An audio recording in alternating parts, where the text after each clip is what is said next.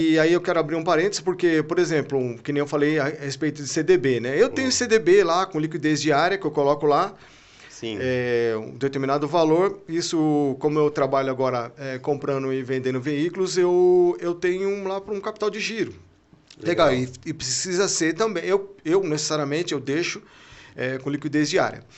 É, a renda fixa é assim: você compra ali uma determinada situação, um título, digamos assim, Sim, e deixa ali o valor acordado, ou 100% da taxa Selic, ou 110%. Eu tenho um que é 110%, né? Eu sou cliente um pouco antigo desse banco, e sim. 110%. E tem outros bancos que oferecem eles captam dinheiro, né? Principalmente bancos menores. Bancos Tá. que não são tão conhecidos assim. E qual que é o legal da questão aí, falando de renda fixa? É assim, ó. Normalmente a pessoa fala assim, pode falar de nome de empresas? Não. Por favor, pode falar, Pode normal. falar? Normal? Sim, sim. Tá. Por exemplo, você conhece o Itaú, Sim, conhece o Bradesco, sim, certo? Você conhece, o Banco Santander. sim. Então, essas marcas, esses bancos são conhecidos pra caramba. Todo Ah, mundo conhece. São marcas sólidas no mercado. entendi. E são marcas, assim, que tem, não só no Brasil, mas inclusive no exterior, na América Latina também. Então, assim, você preferiria colocar... Você acha que é mais seguro deixar o seu dinheiro num banco, numa marca conhecida, ou numa marca que você não conhece? Na conhecida, seria mais seguro. Então, aí que acontece? Vamos supor que um banco quebre, certo? Deu um BO lá, que nem aconteceu nos Estados Unidos, o banco quebre, certo? O fundo garantidor de crédito, ele Sim, garante até R$ 250 mil por CPF, por CNPJ. Por exemplo, você, CPF, a entidade CNPJ. A entidade A tem um CNPJ, a entidade B tem outro CNPJ. sim. Você investe lá, você tem investido lá na faixa de uns 400 mil. Se você tiver, por exemplo, 300 em um e tiver 100 na outra, esses 300 aqui, dos 300, R$ 250 mil nessa instituição e com o seu CPF, CPF, te o Fundo devolve. Garantidor de Crédito garante até 250 mil. E os Sim, 50 tchau, se quebrar o banco. Entendeu? Aí qual que é o ideal? É você partir, né? sim, Separar, não deixar os ovos tudo numa cesta só, sim. e aí beleza. Entendeu? Então a renda fixa, digamos assim, ela é considerada um investimento mais seguro. Entendi. Entendeu? Um investimento bem mais seguro. Lá em 89, as pessoas, naquela época, era mais caderneta de poupança. Existia uma cultura no país e tal, e foi lançado lá anteriormente, na década de 70, um projeto para caderneta de poupança ser conhecida e tal, e ser bastante divulgada, amplamente divulgada. E era assim naquela época.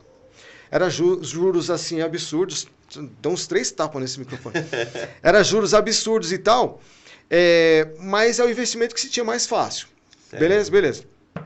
Em 89, assumiu um presidente chamado Fernando Collor de Mello e teve uma das situações que aconteceu foi que ele confiscou o dinheiro da poupança de todo mundo. Sim. Chegou um momento que a pessoa tinha um determinado valor lá, acho que, se eu não me engano, na época era até 50 mil cruzeiros, né? Se eu não me engano, uma coisa assim. Então, assim, da noite para o dia, a pessoa deixou de ter aquele valor para ela poder, por exemplo, se tivesse ali um rendimento, ela poder viver daquele rendimento. E aí, de uma hora para outra, acabou isso daí. Beleza. Então, assim, uma canetada, né? Sim, E acabou acontecendo isso. E aí, imagina o tamanho do BO que aconteceu. sim. E nessa época eu estava no Senai, no terceiro termo do Senai, e eu lembro que foi assim, foi terrível, cara, para as pessoas. Né? Nessa época eu já estava trabalhando, essas pessoas lá de casa estavam trabalhando, a gente não passou por situação de dificuldade, mas tem Sim, muita gente que passou. sim. Então a renda fixa, ela tem esse caráter aí de segurança, né? Segurança maior do que a renda variável. Porque a Tá. renda variável é assim, por exemplo, vamos falar de empresa. Você compra uma ação de uma empresa, você se torna sócio dela, certo? Certo. Para você ter uma noção assim, a Bolsa de Valores ela é muito...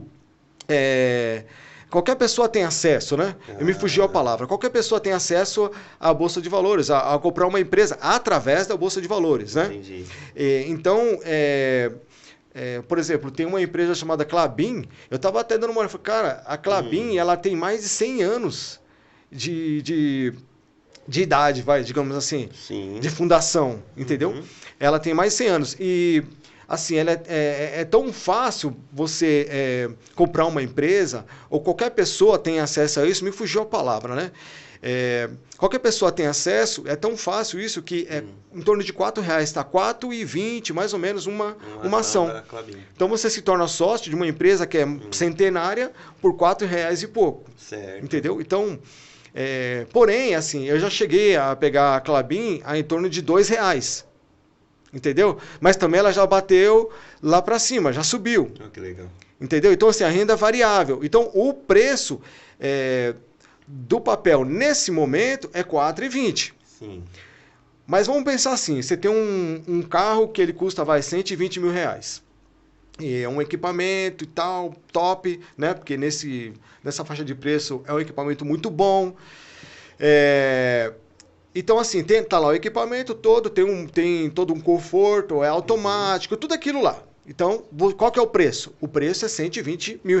Beleza. Certo. Mas imagina você comprar um veículo desse por R$110 mil, ao invés de 120. Entendi. Imagina se comprar, melhor ainda, por 100 mil. Uhum. O mesmo equipamento, sem nenhum problema.